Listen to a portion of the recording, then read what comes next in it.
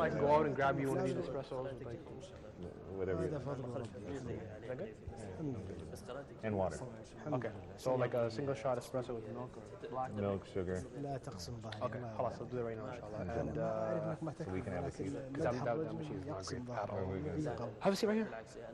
Camera shooting. Camera shooting right now. MashaAllah. It just keeps on going. Huh? It keeps on going. 24-hour reality show, huh? No, it's semi-actually. It's like 11 hours.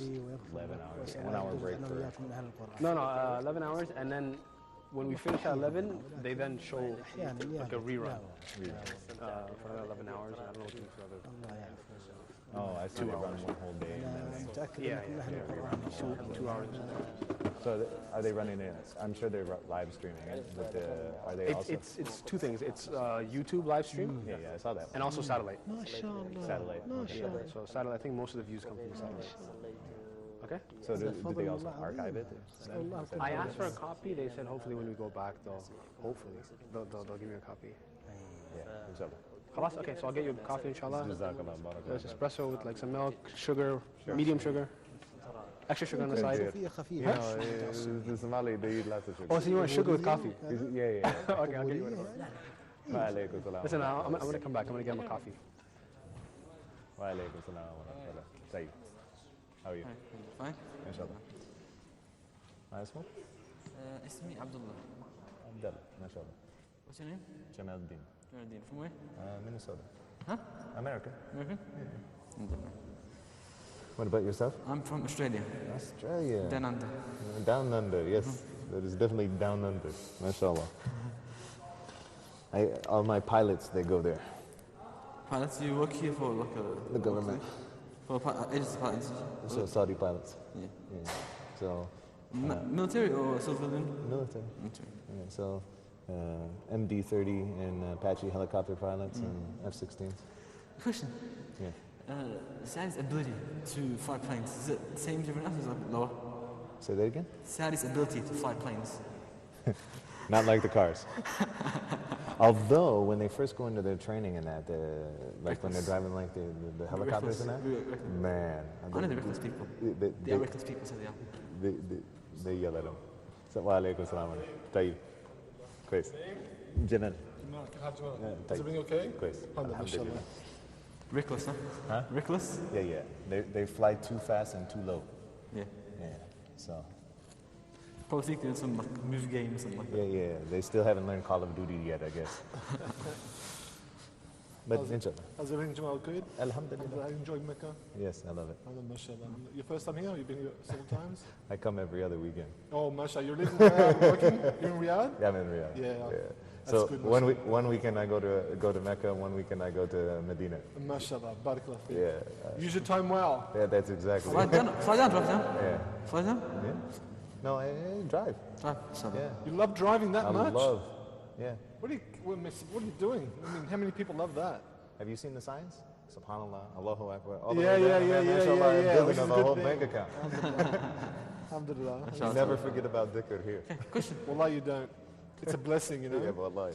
You know, going from street signs and half-naked pictures on billboards to seeing the name of Allah, MashaAllah. Subhanallah, just touches the heart in a beautiful way. Yeah, Subhanallah, without a mashallah, doubt. mashallah. How long have you been in Riyadh? About 2 years. Where are you working? I work for the Saudi government. Oh, mashallah. Yeah, I work with their Saudi military officers. Oh, mashallah, alhamdulillah. So basically, I'm in charge of their English programs. Oh, okay, yeah. So, which is pretty. No, it's high level. Very. You're pushing pretty good. Yeah, because most of the programs I've seen are pretty low. This one is actually designed by the Department of Defense, the U.S. Army. Okay, so it's a U.S. program. Yeah. So they have to learn a certain level of English in order to do their follow-on training in either America or Australia. Oh, which is brilliant. Alhamdulillah, that's good. Are you a military man or are you a mixed man? I'm not a military man. That's a long time ago. Education man. Education. So I got a Just that's about how your I background. came to Islam. Yeah, please, the whole thing from the start. Okay. Well, I'll call the rest of them. Just keep them going. Small chat. I'll call the rest of them. I want to ask Yeah, we need to get people on So, stage. I was in the U.S. Navy for 4 years, and I used to work on the weekends. Wa alaikum salam wa rahmatullahi wa barakatuh. Tayyib. I want to ask you, Salam, hi. Alhamdulillah. Wa alaikum salam. I want to ask, all that driving, Huh? has your driving become a Saudi style? Of course. You adapt. Yeah. But the thing is, I also drive cautiously. I know where they're at. And I modified my car, so now I have like side mirrors. So I hit my blind spots and stuff. Really good, really good. I also have dash cameras. Wa alaikum salam wa rahmatullah. It's a cool idea. Mashallah. It's where you're originally from. Originally, I was from Michigan, Okay. but I lived for the last 10 Like years Michigan. in Minnesota. Yeah, Minnesota. Yeah. From cold to freezing. Huh? From cold to freezing. Yeah, cold to freezing. Yeah. Enjoy that shift? Big change? Big change. Yeah. Yeah. My background is from my father's side of the family is German. German. First generation I can see the in German America. in you. And my mother's side of the family is two tribes of Native Americans. SubhanAllah. Yeah. Cherokee, And you can't see that in you. You can't see that in you. You can if I shave this off. Oh, you you'll will see the long bone yeah, jaw yeah. structure. Yeah, yeah. So Cherokee and Cree Indian. SubhanAllah. So Mashallah, mashallah. yeah. And It's a nice mix. yeah. And living in America, that was a multinational. Multinational. People don't notice about the United States. They assume that, there's something called an asl Ameriki Yes. Yeah. and there's something called a fake Ameriki. Yeah. But what's interesting is about the United States, the word is also used iktishif. It was discovered. Yes. So, there were Native Americans there before, but Exactly the right. Europeans came more recently. The same with all the other colonies, like Australia, the same. Yeah. Are you really Australians? Aboriginal. Actually, the real Australians are the Aboriginals. Exactly. The natives. Exactly. People they came later on and just took over the country and said, "There's no one here. It belongs to us." I think America's got more, people got more like heritage. Australians like lost everything. Oh, because they came with heritage Well, and it they depends- maintained it. Yeah. It depends on the group of you have different waves. We also had in Ellis Island different waves of immigrants. Yeah. So some immigrants are much more recent. Like my parents were from Pakistan, literally. Yes. So they came. But they carry the nationality with them. I mean, Uh, Native not anymore. Americans. Not anymore? No. They dropped it? No, it's like if you don't renew it, then that's it. It's done. No, not the paperwork. I'm saying the identity, the culture. Well, the identity. What's great about the United States and makes it different from Europe or from Muslims or different ethnicities in Europe. In the United States, you have that concept that you can be American, you can be Muslim, Yeah. and you can keep your old heritage, but you also become very, very American. Yeah, yeah. You and blend in a bit. The blend melting in much pot, more, of a much- melting pot than a cultural. Yeah, exactly. Much more variety than and salad bowl diversity. than exactly. Yeah, ours is different. Yeah. Ours is you maintain it, you keep it, and you fight for it till tooth and bone. I think France and except England for is the native, except for some tribes of the Native American that are fighting back right now. Yeah. So they're trying to regain their heritage back. So, like for example, watch a lot what's happening with this North Dakota Exactly right. pipeline Yeah, that's going yeah. on through. I've heard a bit about You're going to start seeing a lot more stuff that are coming out of this. Even politicians are starting to pop on board that. That's happening in our country the same way too. Yeah. A lot of the native Aboriginals are wanting their rights back. They've been persecuted for centuries. Yeah, So they want those rights back, and they're getting them slowly. By Alaikum salam wa implementing, rahmatullah. Jazakallah, barakallah fiik. That's cool. by Thank you implementing so all much. the human rights, conditions and so forth, they're actually getting a lot of their rights back. When- They've been recognised as the original people. Yep. They're getting their land, their rights, support education, and all other areas as well, too, which is really great. When I was doing my undergraduate degree in applied linguistics, I Yes. did a linguistic analysis of some of the Native American dialects. Good. And when I did this, I found a lot of cognates of Arabic in there. Amazing, Wow. see? Really? And so it With was. the original influx of the Muslims, yeah. So, and it wasn't until I saw a project that was being done in Boston, Massachusetts. They were doing a thing called the Big Dig, Okay. where they're doing this huge construction project that was supposed to be done in a certain amount of time, but it was taking forever. Anyhow, they found coins from Islamic Spain, Subhanallah. Al-Andalus, and which that means that's been there for Exactly. long before Columbus The came over erased there. history, the Boston? erased Yeah. history. Yeah, the same Boston, happened in Australia. Massachusetts. For decades, because almost a century, 2 centuries, no one actually talked about the Islamic influence in Australian history. Yeah. It's been there for a long time. Before colonialism, the Muslims were in Australia trading with the natives. Yeah. Trading with the natives. So if I may ask a question, for like obviously these are not like facts yet; they're theories, or they're based heavily on On things facts that- and information, Exactly. pictures and So evidence. my question would be, what happened to those Muslims from Andalus, or for those Muslims who were trading? Like, how come they didn't build settlements? How come they didn't have stronger influences? You can go first. Go first, yeah. One of the reasons is because that during the time of Islamic Spain and during the time of this part of the Muslim Empire, they didn't set up colonialism. It wasn't like they come in and set up shop and they take over. Yeah. It was all about trade. Everything was trade. In fact, when you look at some of the artifacts that they're coming up, one in New Hampshire, for example, they found some Native American clay pots that actually have pieces of the Quran in it. And this all predates Columbus. So, I mean, you're talking about in the year 1100, 1200, right around that era. And they were the navigators of the earth. Yeah. They drew the maps. Yeah. When the colonialists traveled, they used the Muslim maps and the Muslim navigators to take them to these countries. They couldn't do it on their own. And the navigation tools. Exactly, exactly. Interesting. And the same thing happened in Australia, exactly the same thing. It was purely trade, not to colonialize, and to befriend. So much so that the native Aboriginals of Australia inscribed, they didn't have a written language, their language was pictorial. Okay. They inscribed on their religious walls a mosaic of the trade with the Muslims. Wow. And it's there as an artifact, you know, to show it's just purely trade. I think we can start now on your story. Your story. Introduce yourself to the audience. Okay. My name is Dr. Jamal Omar. Welcome all of the people at Huda TV. Thank you for having me on as a guest. Well, just a little bit about my background. Of course, I didn't start off always being a Muslim. I grew up in the United States. Grew up in a state, Michigan, the small little farm town. Raised a bunch of goats and chickens growing up. Never met any Muslims. But it's full of Muslims now, Michigan. Yeah, but only one part. Okay. So the part I was at was definitely no Muslims there. So. Yeah, it's in the south. It's near Ohio. It's a little small farm town. And so after high school, I decided to join the U.S. Navy. Spent 4 years in the U.S. Navy. Used to go ahead and make some extra money on the weekends working in nightclubs as a bouncer since it was close to the base. And it was interesting because I would find a lot of American disobedient Muslims that would come hang out in the clubs. I would believe that. And so they were friends of mine, and so I remember during the month of Ramadan they would disappear. And I was like going, this is strange. So I'd call them up, and they said, don't call us this month. I said, well, why didn't you want me? I said, we're hanging out, and then now you tell me you don't want me to call you anymore. I'm like, I said, what did I do?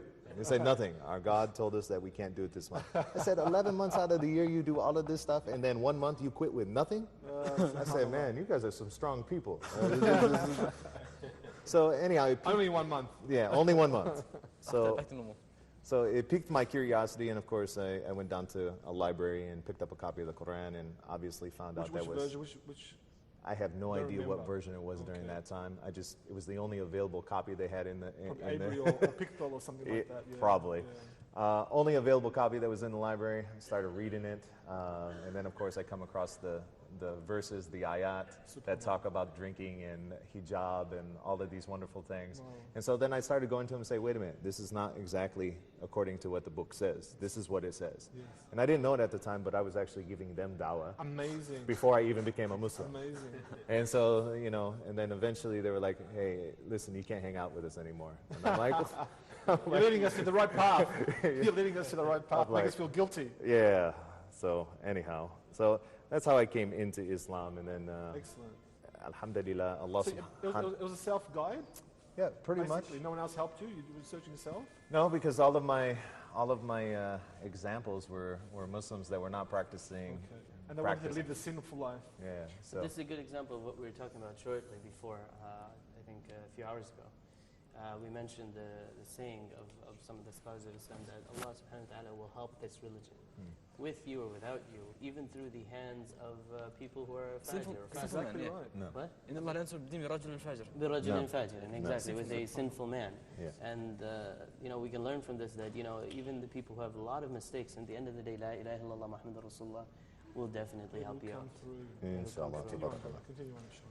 So after that, you know, I decided that I wanted to go really learn about Islam. So I went down to Texas and studied with some of the Jazakallah, Barakallah. No problem. Barakallah. And a stick, mashallah. You need a stick with coffee. Alhamdulillah.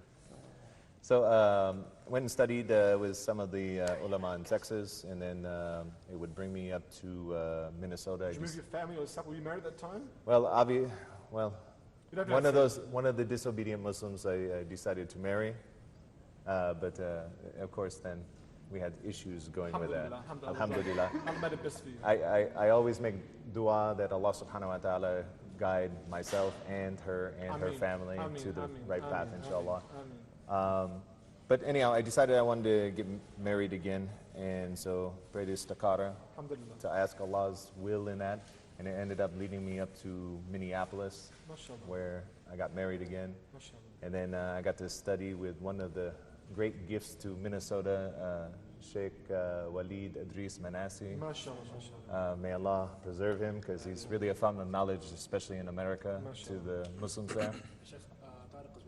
Yeah, Sheikh Tariq is there also, and Sheikh Jamal bin Noor, he's here in Hajj right now, mashallah. So we have some very, very knowledgeable people that are up there helping out our communities up there.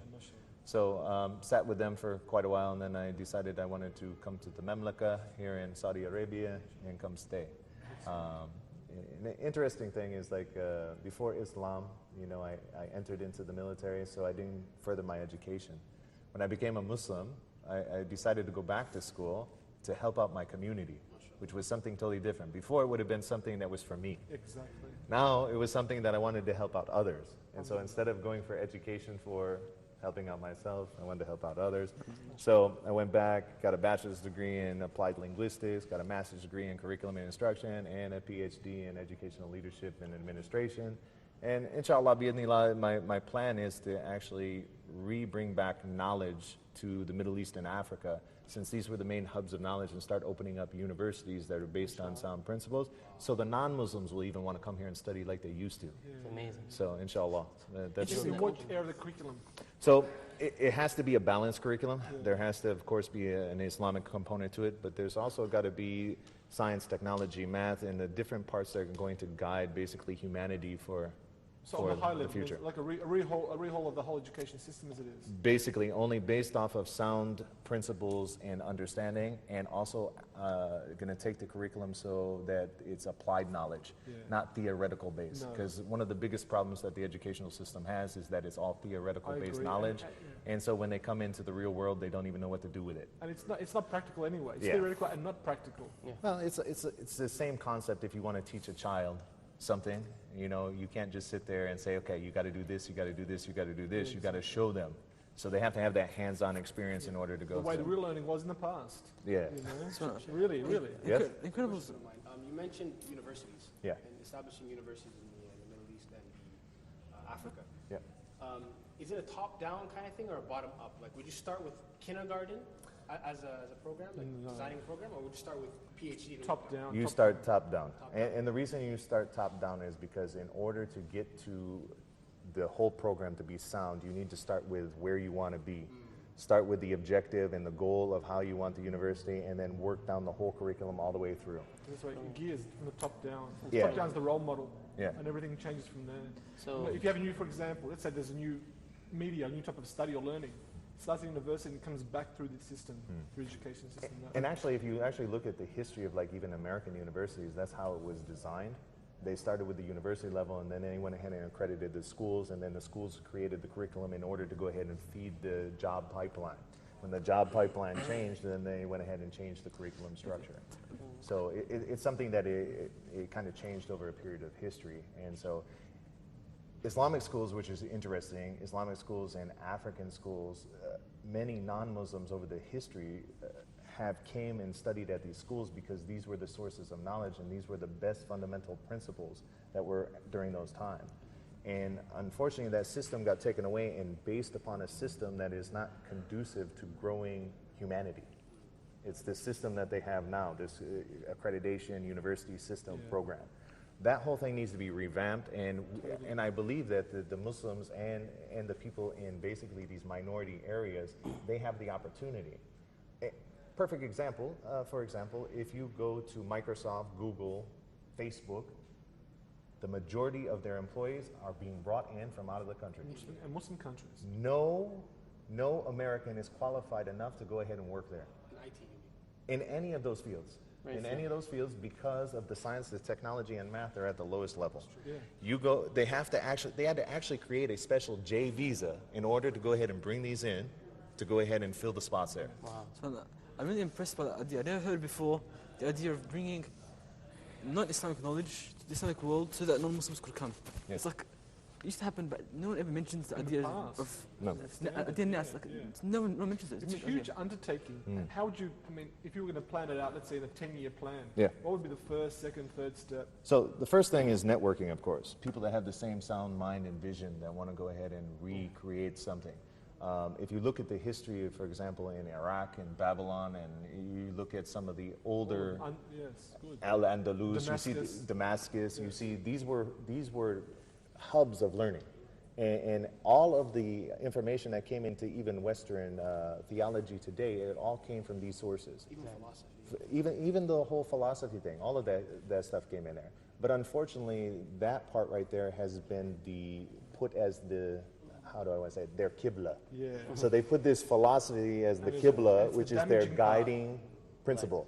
And by putting philosophy as a guiding principle, that's where it's coming some of the moral and social issues that are happening, especially in Western That's more the societies. damaging part. I think the whole education Yeah, system is adding that into, not practical based, not realistic based, Yeah. theoretical based.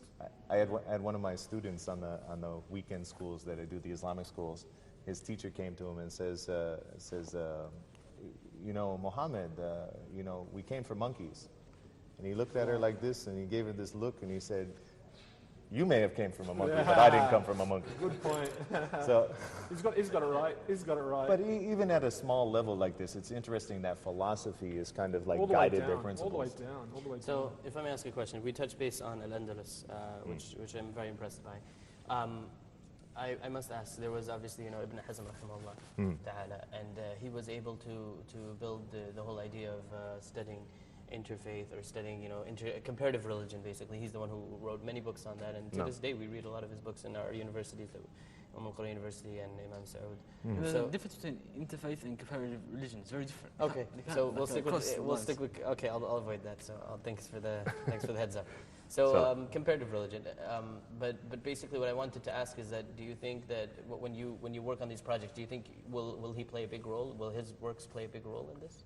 I think not only him, but there's going to be, okay, for example, I can take a man like Fibonacci, who came up with the number system. He noticed the patterns inside of nature that kept on repeating, and there are all these odd numbers. Okay, these odd number patterns that were in flowers and trees and like patterns. that, Every pattern has this repeating signature that keeps going, and it's all based off of an odd number.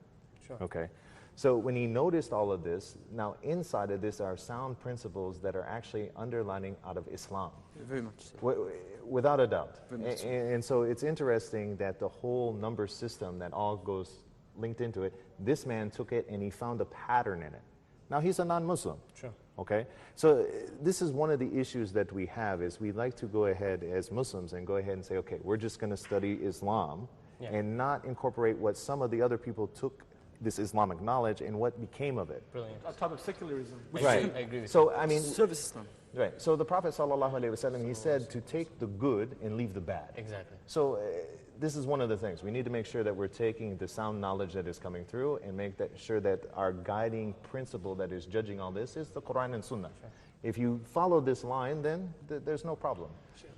Maybe just quickly ask a question. You mentioned how at one point in history, the Muslim world was the center of knowledge. No. Kufa, Basra, Andalus, Yes. even West Africa at one point, many different Muslim countries. The question a lot of people have is, what happened? That's all. When did that happen? The number one question. Okay. So, look in Hadith. If you look in Hadith, you'll see that one of the signs of the Day of Judgment is what? Yeah. Knowledge will be taken away, and what will prevail? Jahil. So what ended up happening is that these Muslim societies that were at the height of their civilization, something crept in. What got Shaitan, Iblis, kicked out of Jannah? Greek philosophy. Arrogance, Arrogance. pride, not obeying, right? So these diseases of the heart came up. Okay. Like for example, earlier today we were doing about Surah Hajj. And it's amazing because you won't see the steps of Hajj in Surah Hajj. It's not there. But you will see 7 times repeated in there talking about the qulub, the heart. That's right. It's reminding you about taking care of what is most important. And what is Hajj? Hajj is about coming here, taking care of the heart, Purification of the heart. purifying it, taking care of the things.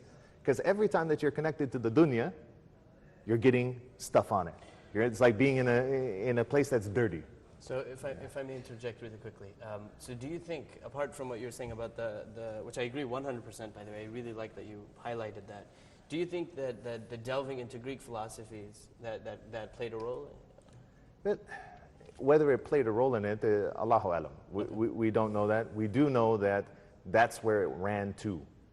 So the knowledge went from this principle that they used to take the knowledge from there, Sure. and they based it off of the Greek and the Roman knowledge. Sure. And that's, if you look at the basic curriculum across the globe, that's where it's based Currently, upon. yeah. Okay. So somehow it transferred from there to there. I can even take it one step further. It's kind of like it was purposely driven that way, Sure. if you look at how it went. Yeah. And the other thing on top of that, it was driven by the other forces trying to stop it, but also by imitation and absorbing of the other education systems outside. No. Like it's happening now around the Gulf world and other places, Muslim world. They're taking a Western-based curriculum and saying this is our new gold standard of education. Let's implement that all the way down and let's shove out Islamic education or anything to do with Islamic education out the door at the same time too. And you see big problems. Do you think that could be, do you think that could be due to the fact that, like I'm looking from an artistic point of view, if you look right now in the Muslim world, look at famous TV shows, especially in the Arab world, in Khalij and Sham especially, you'll notice that even there are more artistic TV shows that do things that, most of our viewers and most Muslims would disagree with on those shows. And they copy the names, they copy everything as Western TV shows. Imitation. But American now my Idol, question Arab is, Idol, do you think that maybe we could work on Islamic art or Islamic form of expression while avoiding the criticism of the extremists who say that we shouldn't have any art, we shouldn't have any of that. Do you think that also played a role, that we had extremist elements that said everything is haram and we can't work with that? That's kind of a double-edged sword there. Okay. Okay, and the reason why, here's why. Extremism didn't come out of artistic ability. Yeah. Okay? Extremist ideology comes out of, for one, ignorance. No, sorry, I think you misunderstood. I meant that extremists, they're the ones who suffocate the voice and they say Right, you I can't understand. express yourself artistically. I understand. Okay. But this is why I'm saying it's a double-edged sword. Sure. So if you look at this, extremism didn't come out of this artistic ability. Sure. Okay? Artistic ability has always been inside of Islam, Sure. and it will always be inside of Islam, Sure. inshallah. The issue is when you take a system that has been known to fail for hundreds of years.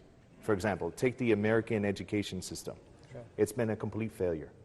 Complete failure. If you look at the history from the start of it all the way through, it's a complete failure, yet people still adopt this system.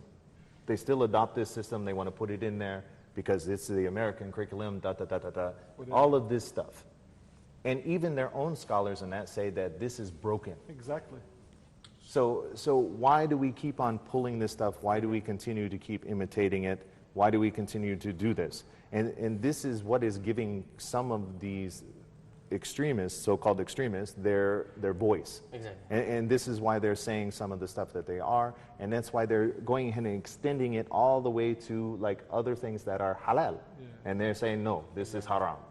And this is the problem that we have. Action, reaction. Yeah. Interesting. So I with like that issue, that's why I say it's a double-edged sword, how you look at it. And beautiful. so the problem is going ahead and taking the curriculum and taking something that's broken, not working, and trying to apply it as a catch-all. And not just applying it, you're pushing out something in its place. Yeah. And that's creeping right in. You're having young kids in their systems around the Gulf learning kufr in their science and other things like that as well, because it's the standard of the American curriculum. Sure. Without knowing they're doing it. It's like it's submissive, it's behind the scenes. Going back to your project, so what was the next stage? You said the first stage is get the experts. So first stage is networking and people that share the same vision of going ahead and reviving this.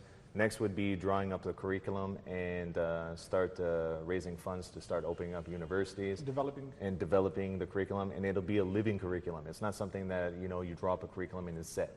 It's something that will work on a board of directors and teachers and stuff like that, and it's going to evolve around That's it. going to be a big change because in the global tertiary system, it doesn't usually take well, especially in this part of the world, it doesn't take well to that type of change. One of the biggest things that I saw when I came to the Middle East is, for example, the scholarship. Like, for example, you have these Western scholars and that are writing all these articles on all of these different sciences and that, and they're saying all of this and these theories and da. But you have no dissenting voice that is coming from the Middle East, the Muslim world, or the African world, and they have plenty of people that are well educated that are doing a lot of research that know more about this stuff than they do, which is interesting. Wow. Because I've found many people I've had these conversations, and I'm like going, why aren't you writing any work on it? And I think some of it is because they don't understand the whole research methodology that is of the Western system, and it kind of frightens them. The system here makes you like that. The system doesn't I understand. There's nothing that like, facilitates for that kind of skill. And I understand that. Sheikh, if I could just add something. Me and Abdullah and I, Yeah. this guy teaches English, so I can't say That's me, all. Abdullah and I study in a university, Islamic university in Saudi Arabia. And education here is completely different. I know. Especially Islamic education. No. And his brother as well studies in I feel like there's more of an emphasis here on two things. Number one, quantity over quality. Number two, memorization. Yes. Over reading and essays. Critical thinking over critical thinking. Exactly. Over the 4 years, you might do 5, 6, 7, 8 papers. That's Whereas, my friend who just graduated from the University of Toronto told me in his 4th year he wrote 30 essays. Yeah, at least. You know what I'm trying to say? That's not including rewriting essays, etc. Believe it or not. So why is that? Do you think Islamic education should not produce critical thinking because that's dangerous? No. Or do you think, what's your opinion on this? Okay, let's look at history. Yeah. Okay, if we take the 4 great imams, look at their students. How did they engage in discourse with the ulama? Not debating. I don't like the word debating.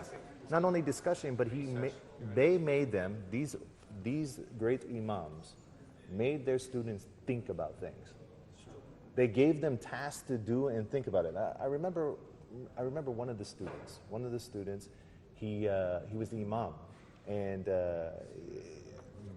one of the imams gave him a task to do. Said, go pick up all of the shoes outside the masjid. So what did he do? He went outside and he picked up all of the clean shoes and left the dirty shoes. So he said, what did you do? He said, I picked up the shoes.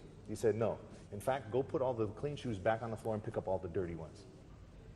Now see, he's trying to teach him a fundamental principle on how to get rid of a possible disease that could end up in the ego. You understand? Trying to block him down. So this is what I'm saying. The ulama, okay, may Allah preserve them all and continue to guide us with their knowledge, they need to go ahead and engage their students. Go to any lecture, and you will see they will sit there and lecture, and you see the students like this, like ready to knock out, okay, ready to knock out. They did the same thing with a group that I brought here, about 150 Filipino new Muslims less than a year. So they get up there, they give these lectures and stuff like that. Yeah, okay. Anyhow, so they give these lectures and stuff, and the new Muslims and that, they're ready to go to sleep, right? So I get up there, okay, and so I start calling on them, and I start doing like a classroom.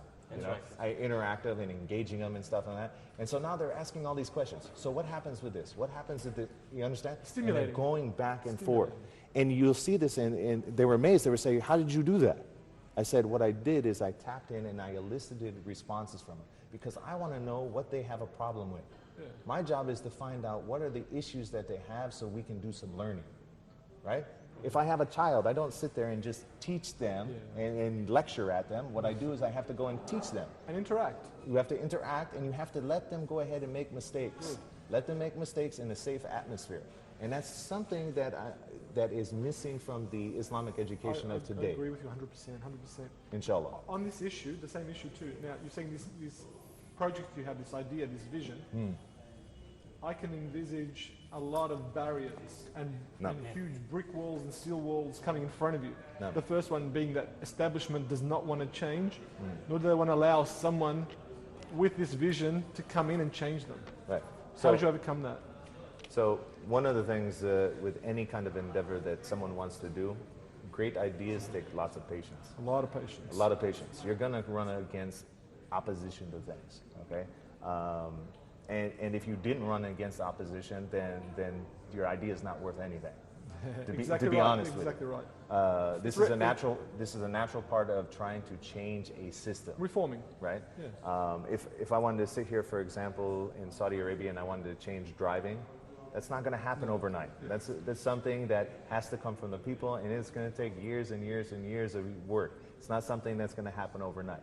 Just like trying to go ahead and put democracy in a bag and go pop it into every country. It doesn't work. Okay? Everything has to go through planning. You got to go ahead and get the people that want to go ahead and see the vision that you see, and then you go ahead and you start working at it step by step by step. You're going to run against roadblocks. It's going to happen. A lot. And with this issue, I understand that. But one way that you can overcome that is look at the greater good for the community. Definitely. If you go ahead and engage the students to go ahead and do this, you go ahead and silence the voice. You silence the voice of the problems that we have right now in Islam. So, you silence all of these things that are coming out. And also you're killing this realm of ignorance that's everywhere. No. You know, stimulating the ideas, the thinking. No. You know, new motivations, new directions. Okay, so another question about your project, which I'm sure all of us are very in love with. I really love this idea. Is that you want to apply this obviously on a really wide range of cultures and a wide range of people. No. So will it have enough flexibility to allow each culture to keep its cultural tradition and thrive in there? Of course. Okay. So this has to be an indigenous approach. You take the indigenous people of wherever this university is, and they are going to go ahead and contribute to the knowledge. And then what you do is you share the knowledge between the universities and that, and you grow this. Sure. Actually, this is what used to happen in the Islamic world. You know, the ulama, they used to travel to Syria, they used to travel to Iraq, they used to travel all over the place. And they used to share this knowledge back and forth, and then it would grow. And this is how we got what we have today in Islamic jurisprudence. This is how we have all of this stuff. And so this is something that I think if we go ahead and go back to this, if we go back to this basic principle, I'm telling you, the non-Muslims and everyone will want to come here and they will want to go ahead and learn. Inshallah. Whether they become Muslim or not, that's not the point. Inshallah. They will want to understand this knowledge because it will be for humanity. Inshallah. Inshallah. Next point. Have you tried, I mean, as per my understanding, this is something that you're actually starting and implementing. No. Have you tried, I mean, in those Muslim countries, to introduce the pilot new way study of education that you want to do and ask them to implement it what is already there? So some of the countries that I've already went into is I'm at the observation phase, because in order to go ahead and address a problem, you need to know what you're dealing with first culturally. The problem is as well. Well, it also helps you to foresee any problems that you may have with implementing some kind of contextual thing. Yeah. So then you can go ahead and have contingency plans on how to go ahead and address some of these issues, while not going ahead and getting rid of the culture that's there, because the culture is a very important part of it. But there also has to be a learning culture that's part of there, and we have these learning principles which are all throughout Islam.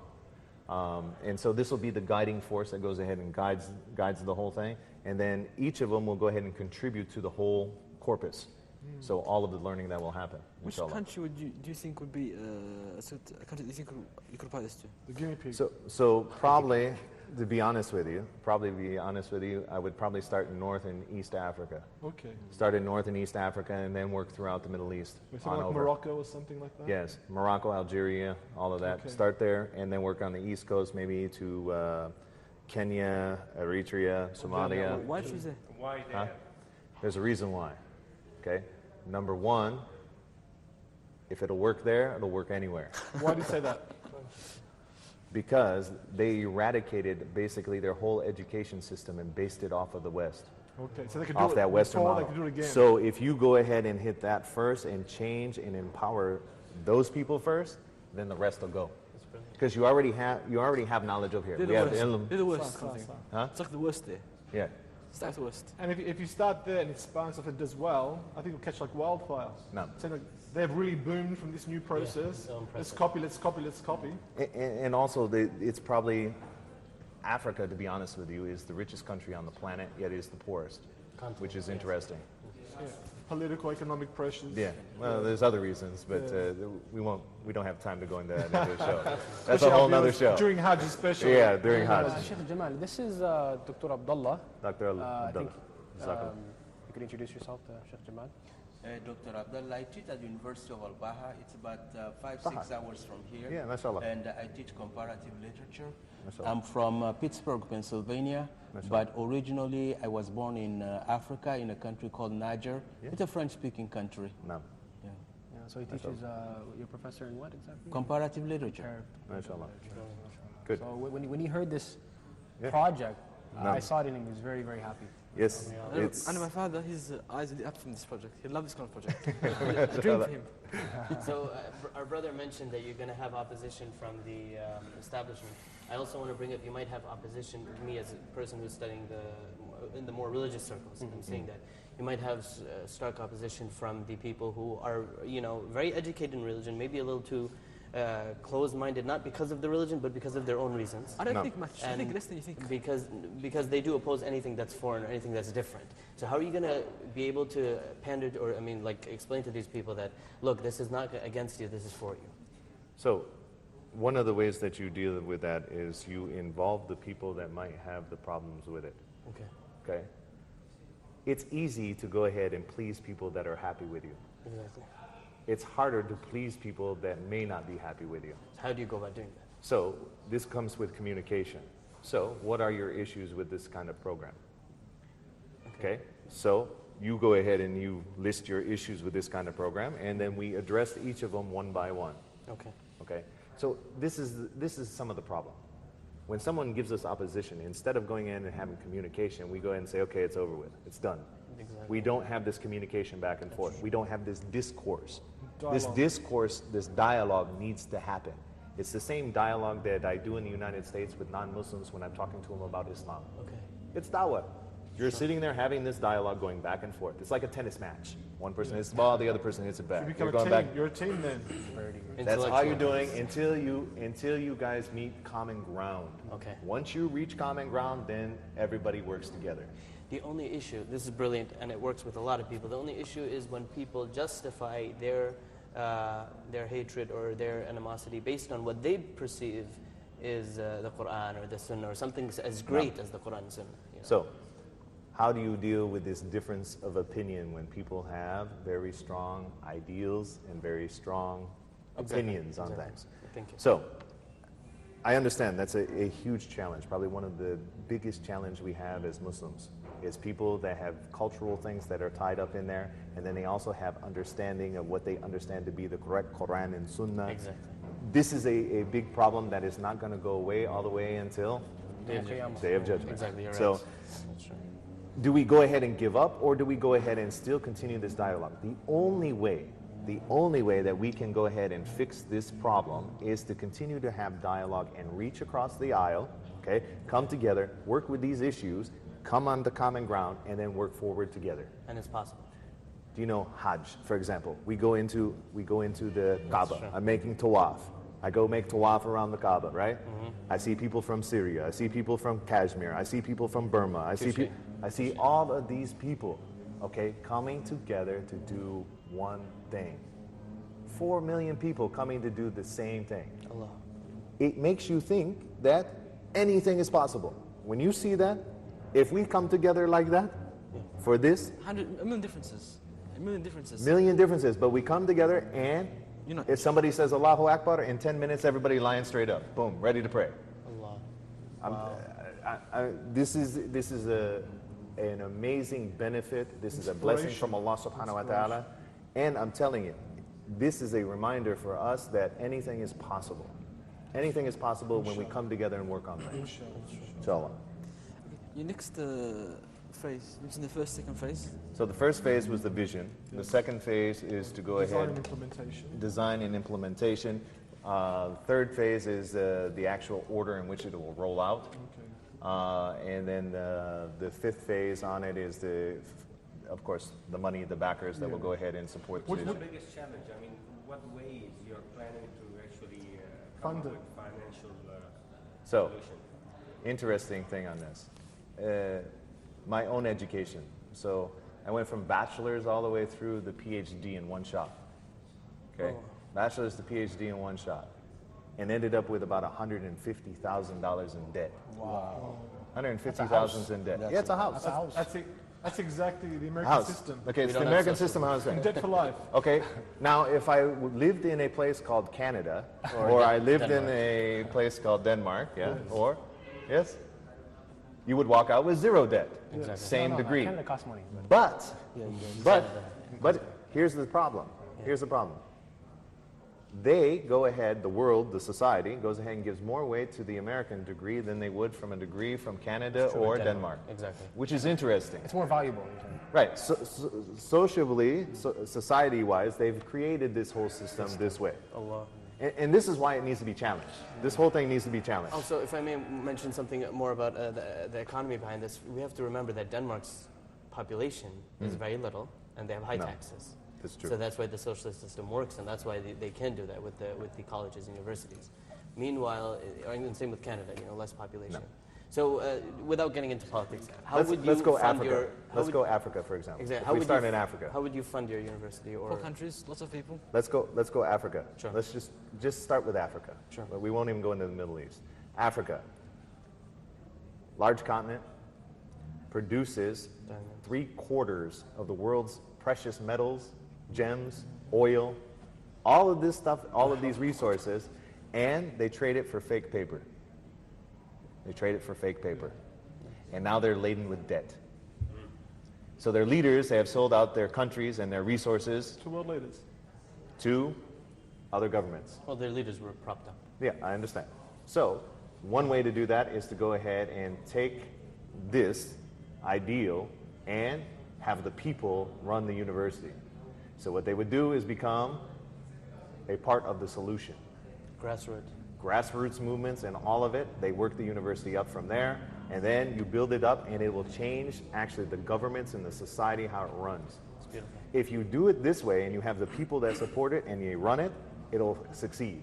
If you do it the other way, trying to go through the government and try to change the government, you're going to hit a brick wall. Okay. Answer this would be best if you could apply it in a country starting from scratch. Your Yeah. whole system fell apart, you could start it from scratch. Yes. In nowadays world, could you really is it realistic to apply it to a country now, the way it's running? I can name 3-4 countries that were colonized by France right now. That need this implemented, and it goes from a grassroots movement because the system, they don't want them anymore, France, okay? Yeah. France doesn't want them anymore, and they have this broken system that was forced upon them to become francophones and all of this stuff, and the whole education system is based off of that French system. Why do the French not want? They're getting money. They're getting annual. No, I mean this is not conspiracy theory. It's fact. Okay. They do get annual. It's politics now. Exactly. No, But there's reached a point in global politics where anyone that doesn't look like them has become this anomaly. I understand that. So especially in a day and time that we live in, that we have to deal with terrorism and things like this, they're basically shutting their borders to anyone that It's not them. not them. Potential. Yes, I don't want to say it on TV here, but that's It's for the TV. it's reality. It's reality. It's reality TV. And so by them going ahead and playing this card, Okay. it's an opportunity for these countries to get independence. That's true. Fine, no You problem. don't want us, We don't want you. anymore. You don't want us, we don't want you. Yeah, we're in agreement, right? Sure. No problem. So now we're going to go show you how Africans can do it. Good. Ah, Good. It's a broken car, and now we're going to fix it. And now we're going to make it into a Ferrari, exactly. Ferrari. With new high-tech side issues and things like that. I'm telling you, some of my brothers from Africa and that, I used to call it African engineering. They could take in, mashallah. They could do some stuff that I was like, how do you do this? Mashallah. That's good, mashallah. And I think we really appreciate your optimism and your vision, and just to stick on this and focus on the agenda. It must give you a lot of passion and drive in your everyday life, focus like that. Alhamdulillah, it's everything that guides my dua and Alhamdulillah. everything that guides my purpose. Alhamdulillah. You know, I don't believe that that we plan to fail. Alhamdulillah. I believe that we fail to plan. So if you plan, and even if you fail, You succeeded. you succeed. because Every you action is keep by on going, intention. and Every you action keep is by on going, intention. and you keep on fixing it, and you Again. keep on working at That's it. your intention, isn't it? Every action No. is by your intention. There's an ayah in Surah Al-Ra'd, إِنَّ اللَّهَ لَا يُغَيِّرُ مَا بِقَوْمٍ حَتَّى يُغَيِّرُ مَا بِأَنفُسِهِم. And I think that would be like No. a perfect ayah for your Alhamdulillah. campaign. Yes, mashallah. Jazakallah. Okay, would it be, according to you, if you had the ideal situation, would it be funded by students paying or by... Students will have no fees. He said Free. grassroots, so everyone's just working. The university Everybody- will generate funds and money. How do you generate funds, though? How are you going to pay for it? How are you going to build the uni? Okay, if you were a teacher, okay, say you're a teacher. Yeah. Okay, say you teach chemistry, right? Okay. Okay. Teach chemistry. Okay. You go there to the university. By the way, you're not going to get paid a salary. Okay. Hold on. You're not going to get paid a salary, but you're going to teach your students chemistry. You're going to go out here to the fields and that, and you're going to go teach them what happens when you go ahead and take carbon and you put it under pressure and make diamonds. You've just made your salary. You've sold diamonds now. So what you've done is take your students and you market your resources and you turn it. And you implement, you come, And you're teaching them at the same time. and you make factories. They But do, you don't have- they do it in Western governments. They'll take a university and build a hospital in it, and then they charge the patients and they charge the students. I think The only difference is we're not going to be charging the students. What we're going to do is we're going to take and make a product, A and you're going to make them resource and sell it. self-sufficient. And then you employ everyone through that. Yes. But Excellent, the excellent only idea. issue with this is that you don't have control over those resources. Those resources are controlled by companies. Government. Which are related to the I government. think that at the start you'll have to need some funding for. You have like some. Yes. There's going to be startup funding, of course.